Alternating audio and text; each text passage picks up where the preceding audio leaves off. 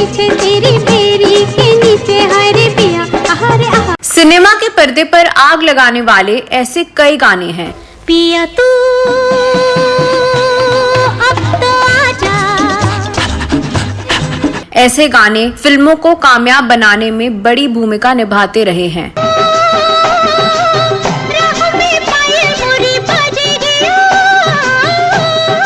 लेकिन ऐसे गानों में कई गाने ऐसे रहे जिनको लेकर खूब ऐतराज और विवाद हुए। हो गए बदनाम मुझे बुढ़ा मिल गया, हाय का करूं राम मुझे बुढ़ा मिल। इस वीडियो में इस गाने के बारे में बात करने जा रही हूँ, जो हालांकि खूब लोकप्रिय हुआ, लेकिन साथ ही साथ उस गाने को लेकर उतना ही अधिक विवाद भी हुआ। कौन सा गाना है और क्या है उस गाने के बनने की कहानी, इस वीडियो में विस्तार से बताने जा रही हूँ। आप बस बने रहिए हमारे साथ।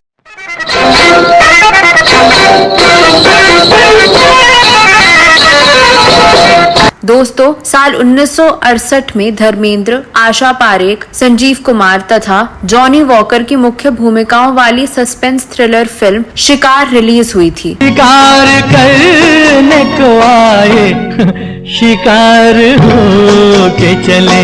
ये फिल्म साल 1968 में धर्मेंद्र की दूसरी हिट फिल्म साबित हुई। ये फिल्म बॉक्स ऑफिस पर गोल्डन जुबली साबित हुई।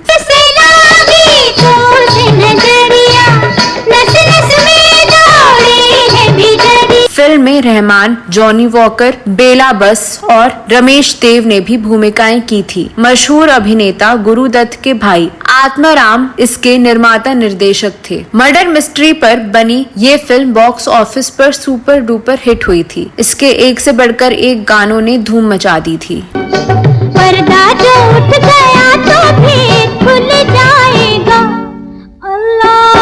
इस फिल्म के लिए हसरत जयपुरी ने गाने लिखे थे और संगीतकार शंकर जयकिशन ने इन गानों को शानदार धुनों में पिरोया था।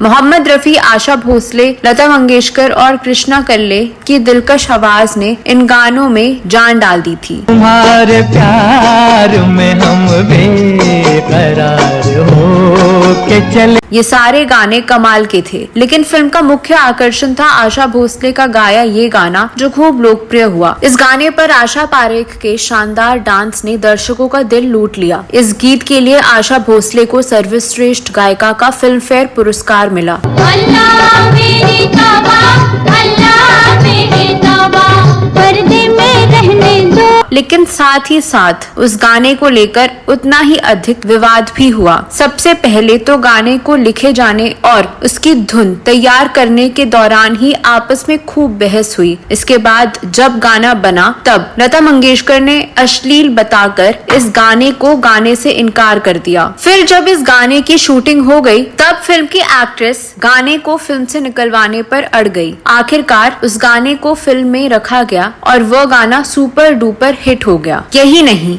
उस गाने के कारण मामूली कहानी वाली वह फिल्म भी सुपर हिट हो गई।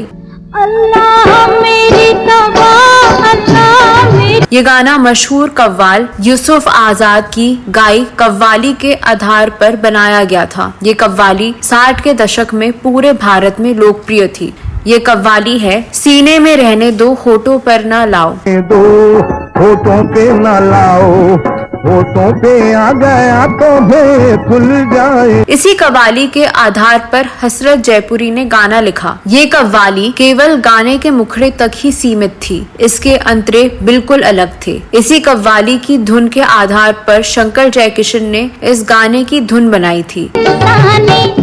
इन फरिश्तों ने सर झुकाया। बताया जाता है कि पहले इस गाने को लता मंगेशकर से रिकॉर्ड कराया जाने वाला था, लेकिन लता मंगेशकर ने उस गाने को अश्लील बताकर गाने से मना कर दिया। इसके बाद इस गाने को आशा भोसले से रिकॉर्ड कराया गया और इसे आशा पारेख पर फिल्माया गया।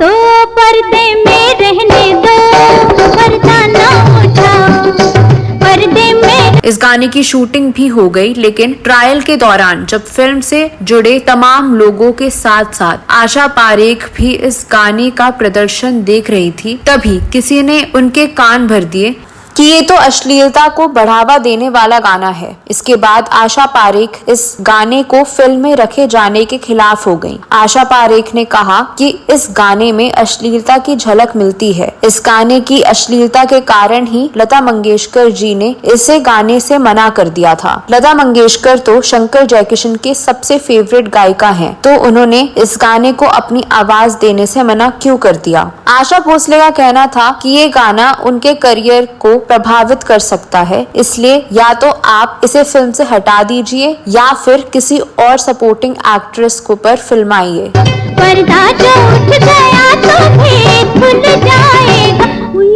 अल्लाह मेरी। आत्मा राम ने जब इस गाने को लेकर आशा पारेख के ऐतराज के बारे में शंकर जयकिशन को बताया तो शंकर जयकिशन ने कहा कि मुझे तो इस गाने में कहीं भी अश्लीलता नजर नहीं आ रही है और मेरा दावा है कि ये गाना सुपरहिट भी होगा। अब आत्मा राम जी के लिए बड़ी दुविधा की स्थिति बन गई। गाने को फिल्म में रखे तो आशा पारेख नाराज हो जाएंगी और गाने को फिल्म से निकाल दे तो शंकर जयकिशन नाराज हो जाएंगे। इसके कारण फिल्म की रिलीज में भी देरी होने लगी। फिल्म से जुड़े सभी लोग इस गाने को बार बार देख रहे थे और सुन रहे थे। आखिरकार फाइनल डिसीजन के लिए फिल्म से जुड़े सभी दिग्गजों की एक मीटिंग बुलाई गई। आशा पारेख को मनाने की जिम्मेदारी शंकर जयकिशन ने अपने हाथों में ले ली। उन्होंने आशा पारेख से कहा कि हम सब ने इस गाने को बड़े गौर से कई बार देखा और सुना है। हम में से किसी को भी इसमें कोई अश्लीलता नजर नहीं आई। इस गाने में आपकी एक्टिंग भी बहुत कमाल की है। यकीन मानिए आपके पूरे करियर में ये गाना सबसे सुपरहिट गाना साबित होने वाला है। शंकर जयकिशन के काफी देर तक समझाने और मान मनौवल करने के बाद आखिरकार आशा पारेख राजी तो हो गई, लेकिन उन्होंने शर्त रखी कि अगर दर्शकों को ये अश्लील लगा तो इसे बाद में फिल्म से हटा दिया जाएगा। फिल्म के साथ ये गाना अपना जलवा दिखाने के लिए तैयार था और जब फिल्म रिलीज हुई तो इस गाने